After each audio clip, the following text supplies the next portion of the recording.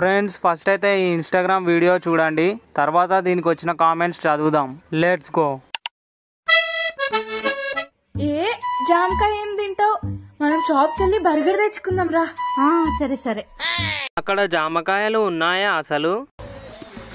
నీకు దండం పెడతాను, నీకు సమాధానం చెప్పే ఓపిక కూడా నాకు లేదు.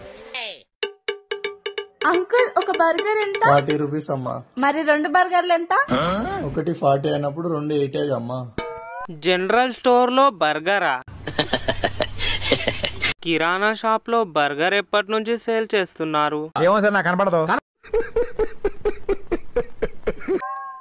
అవునవును, ప్రైస్ కొంచెం ఎక్కువైంది, తక్కువ చేస్తారా? మీకోసం ఒక ఆఫర్. ఆఫరా? ఏం ఆఫర్? ఒక బర్గర్ 80 రూపీస్, ఇంకో బర్గర్ ఫ్రీ మీకు. అయితే ప్యాక్ చేయండి. వావ్, ఇలాంటి ఆఫర్స్ ఎక్కడా లేవు.